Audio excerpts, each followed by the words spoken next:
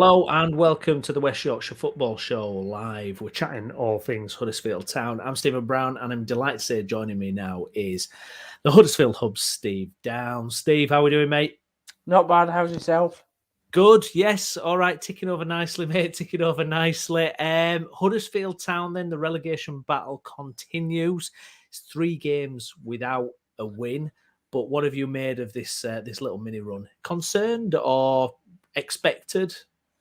Yeah, well, obviously after the weekend, the weekend and yesterday's sort of results, it's like the other team strike back, innit? It? Like a bit like Star Wars, Yeah. the Jedi strikes back. It's QPR strikes back. So yeah, it's a little worrying. Swansea, the game against Swansea kind of went out how I thought it would. They had 98% possession, did absolutely nothing with it, and got a deflected goal off Johnny Ogg, which he had no chance of doing out about, and neither did the keeper. So that was disappointing to lose that. I felt we didn't really get into them.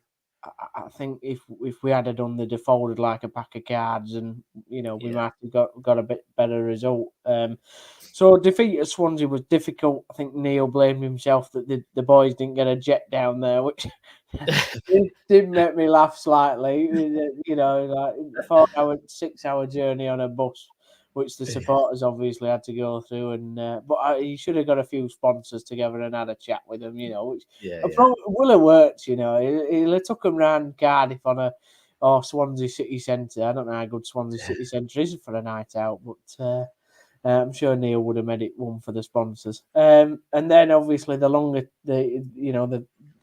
trip to Sunderland on Tuesday night. Alex Pritchard and his little band of merry men tried to sort of give us a bit of a tricky test. Very different type of game, although they, like possession themselves, they're a bit more free flowing with it. Although I think that Mowbray came out after the game and said that they tried to give us more of the ball, really, because they thought we'd met more errors with our unfortunate lack of ability on the ball. But that didn't really happen, to be fair. And I thought we had some great chances in that game, particularly Headley had about what seemed like 15 efforts and didn't hit any of them on target, poor lad. But he tried. The goal that Josh Karoma got was very good. And so, a point after the last two, it is slightly disappointing. But then again, you look at the bigger context of what we've done over the last 7 games, and it's not disappointing at all. So, exactly. Swansea was the first defeat, I think, in 5. So, it's not bad, is it, really? No, and results could have been worse, couldn't they? I know QPR, Reading, they got a point in their respective games. They were winning, both of them, at one point in the evening, so not too damaging, really. No, it's just damaging as it could have been. It's just a shame in it that Reading got rid of a manager that can't make an ham sandwich. It's that's an unfortunate aspect of this relegation battle. They've now got Noel Hunt in charge, who, if you remember, played for Reading in Brian McDermott's stint when Reading were in the Premier League. Yeah. So he's a bit of a. I don't know if you can. Do Reading have any legends? He's probably the closest that comes to a legend at Reading. So I do like giving Reading some stick. I don't know why. I mean, it's just that what have they achieved in their club history? But yeah, it's. I'll have a look actually. Reading and QPR getting the results they did. It just concertines it all back at the bottom, and that just worries me that slightly that we haven't got a game now until the game against Cardiff, and we could be back in the bottom 3 come this weekend. So. The games this weekend, I think you look at QPR have got Burnley, I think. Burnley are sort of on the beach. Although if they win this weekend, they will have won the title. So hopefully that means that they want to actually turn up this game. Reading, I can't remember who they've got. They might have Stoke or somebody. It's basically they've got a chance to again beat teams that. They've got a good chance of getting points on the ball. Reading versus Coventry, apparently. Well, to be fair, Coventry have still got a chance of the playoffs, so that's probably the toughest test for the teams around us. I think it's Cardiff that have got Stoke, Sorry. So that's a bit of an easier test for them. Why are Huddersfield not playing this weekend? How's that coming Because about? of the FA Cup, because Sheffield United are playing Manchester City, and so they've moved the league fixture because the FA Cup's this weekend.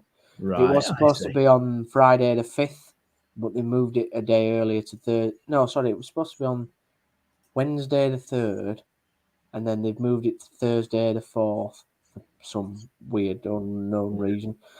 But I'm hoping that Sheffield have got 2 games by the time they play us, so that means that they'll be promoted. I'm hoping that's the case anyway. Yeah, absolutely. Just by the way, just checking out what Reading have won. Apparently, they've won something called the London War Cup. Oh, it's a bit like when we won the Yorkshire Electricity Trophy then in What? When did you win that? 1994, I think. No, 93. Were Leeds in that? Don't know. You were too big, really, to be in a cup like that, weren't you? Oh, I'd hope so. No, I won a cup. I wish we had played in it. I'll take anything. What, the Yorkshire Electricity Trophy? Yeah, that would be nice. That. What does it even mean? I don't even know. I don't even Free know. electricity for a year or something. I don't know, but I'd take it. Well, it might have been good in the 90s. You never know. It's, Could have been. It'd be good now, wouldn't it? Actually, with the energy bills, if you think about it. Would actually, yeah. I'll do some research on that one. Where were Leeds in 1994? Just one thing from the Sunderland game: no substitutions made at all in the 90 minutes. What did you make of that? That's quite unusual, isn't it? Well, Warnock said basically that he didn't feel that we needed any, so you've just got to trust him. I mean, I don't know. He could have brought on Rhodes. He had Wagon on the bench. He had Umbo.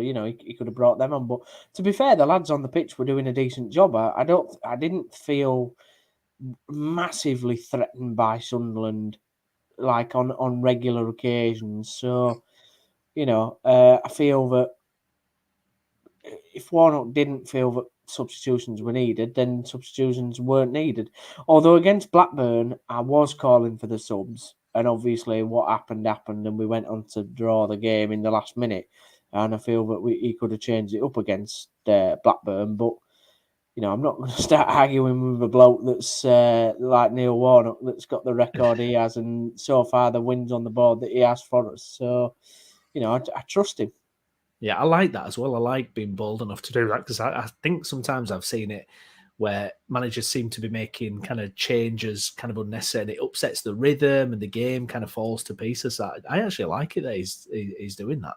Well, he would either bold or he forgot that he had subs.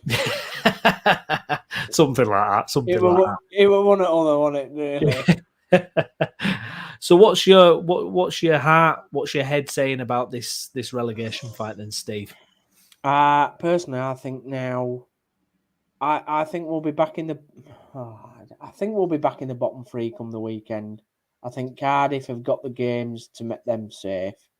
Although against us, we need to be, winning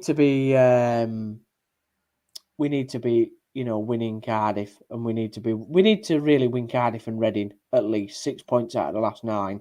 Sheffield, I'm hoping's on the beat, so it can be 9 points out of 9. Or at least 7, but we need to win the Cardiff and Reading games. I mean, they're just crucial, absolutely must-win games. But we've done well to get to the position we're in now. To be quite honest, I never thought we'd be in the position where we're even with 3 games to go, in with a chance of being staying up. Really, I said after the Norwich game, I think I came on here and I said, "That's it, we're down." Yeah. So. Absolutely. Mark Harrison, thank you very much for your comment, mate. Saving Karoma versus Swansea paid off versus Sunderland. Do you agree with that, Steve? Yeah, to a degree. Yeah, I think he probably did. I mean, he scored the goal, didn't he, against Sunderland? So you have to say that probably did work, yeah. Are you more worried about Reading or QPR? Well, one's got a manager that believes in the hacker. And, in terms of the doing the hacker for some weird reason and then going to Blackpool and losing 6-1. And and the other club are trusting Noel Hunt. So I don't really know. The answer to your question, I don't really know. Who am I more nervous about? I I think QPR have got the players on a certain day to get a result. They've got Adoma, they've got various other talent that can come on, and Share's a good player, obviously, to come on and make a difference. I don't think Reading have that, and they've got huge injury problems. And we haven't got QPR to play, so really it's in our hands if we beat Reading. So I'd say I'm more nervous about QPR than I am Reading. Yeah. In terms of what's happening to the club in general behind the scenes, obviously the takeover, is that ratified yet? Is that actually done? Is everything done, or is it still kind of still rumbling on? What's kind of happening with that? Well, it's just in the background. I think it's just things are continuing to happen. I don't think there's any need for an update at the moment from the club, because it's all about these last 3 games. Get them out of the way, and then Kevin, he keeps popping up on Twitter, does Big Kev. He keeps saying, well done, great, well played, unlucky and all that. So I love that. I mean, town fans are scratching their head thinking, firstly, this is great that we've had an owner in Dean in terms of the communication that he has done over the years. And now we're looking like we're going to get another owner who's just as personable, even though he lives further away. It's not sort of other side of Huddersfield he lives. It's it's in Sacramento. So, but that's nice. I think things are just turning behind the scenes, and we'll see. I'm sure the club will update everybody after the season ends, really. But it's all about these 3 games. We know that Kevin will be taking over the club, probably even if the club goes down. So, or I'd like to think so. Otherwise, why would he be making all these little, sort of statements on Twitter? It's just be a bit weird, wouldn't it? Really, you've become really invested, and then because you've gone down, he's not willing to put his money in. I don't see that happening. No. So we'll just say I'm very confident and comfortable now with where the club is going, and to be fair, it's got his priorities right in terms of let's get these 3 games out of the way. Neil needs all the backing of everybody's energy needs to be going to what's happening on the pitch at the moment. And after that 8th of May, ticks over to the 9th of May, we can then start to discuss, right, well, on the pitch is done. This is the position we're in. What's happening off the pitch now? Yeah, absolutely. Where are your nerves at? Do you find yourself waking up every day and when you sat there, your mind wanders to football, you think, oh, God, not, or is it kind of an exciting kind of time? It's not exciting. No, it's not exciting. Might be for you in Premier League. No, it's not. Crystal Palace score 5 goals and Liverpool score 6. But it's horrible. When you see bloody Reading get an equaliser against Luton, no, it's not. It's not exciting. I think the Championship is one of those divisions where it's so tense. It doesn't give you a chance to relax until it literally is finished. We know that from literally a decade ago when we stayed up against Barnsley. In fact, a Peterborough fan the other day on Twitter tried to claim that we cheated that game. Right, okay. He wants to check the definition of cheating in the EFL rulebook, because we definitely didn't, which made me slightly chuckle. And then what did he say? He said, all right, we won't call it cheating, we'll just call it morally corrupt. I don't know how them 2 words fit in the same English sentence, but, we'll see. We'll see. Bless Peterborough fans, though, they'll always have some excuse. Yeah, absolutely. But yeah, it's not exciting. To be fair, today, I just couldn't bring myself to think about football, really. I just concentrated on work and other things that are going on. So yeah, who would have thought a Leeds United fan and a Huddersfield Town fan have so much in common? Well, we never thought, would we, at the start of the season? Well, not just us as well. Bradford Park Avenue, Farsley, both as well. This is a thing. Both obviously into football. Both supporting teams which are not doing the best at the moment. Both good-looking lads. I mean, what more can we expect, really? Exactly. The subscribers should be going through the roof, shouldn't they? Come on. Like, comment, and subscribe. Exactly. It's weird as well, is it, having a weekend off? I don't think I'd like that. It's almost like you said earlier, it's out of your hands in a way, isn't it? And if you do end up in them bottom three places at the end of it, it's yeah, it doesn't feel good, does it? No, and I think Warnock wanted to play really. He would rather that Sheffield game be played this weekend. But it is what it is. The only flip side of it is that Cardiff do play 3 games in 9 days, and we have a full 11-day week rest. So I'd expect Cardiff to be absolutely out on the feet when we play them, and us be full of block energy. I'd hate to think that we go to the Cardiff Stadium and be slow and not very energetic when we've had 11 or whatever days off. Yeah, absolutely. Yeah, because I mean, looking at Cardiff as well, another team not had a good season by any stretch of the imagination. Won a couple of games in the last 5, but you would hope with those extra games compared to Town they can do it, and more rest for the team, like you say.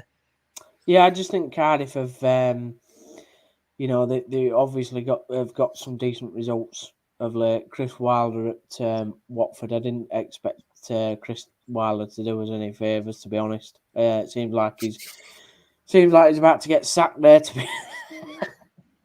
Was there any fallout between him and Warnock, by the way? Did they have a scrap? No, they didn't. No. He just Chris. There was a funny clip on Twitter though that Chris Wilder just hung his head in shame when we scored our 3rd goal, and it was like you could just see he wanted to open the ground and for it to swallow him up. So no, they weren't bust up. I think he just had to accept that the elder statesman had got one over on him on that particular day. But I didn't expect them to get a result against Cardiff either. So, I'm glad that none other of the other relegation teams around have got to play Watford, to be honest.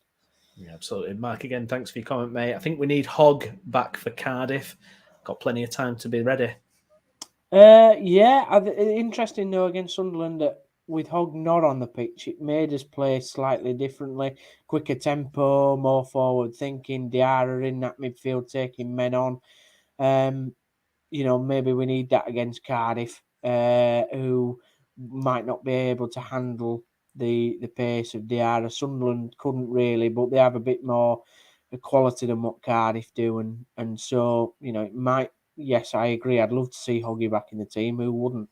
I love Hoggy to bits, but you also have to think strategically and tactically. Is that the best thing for the fixture? Yeah, absolutely. Do you think Neil Warnock's enjoyed this spell that he's had in charge? Oh, he's loved it. He's got money, hasn't he? So he's getting paid. So yeah, he's loving it.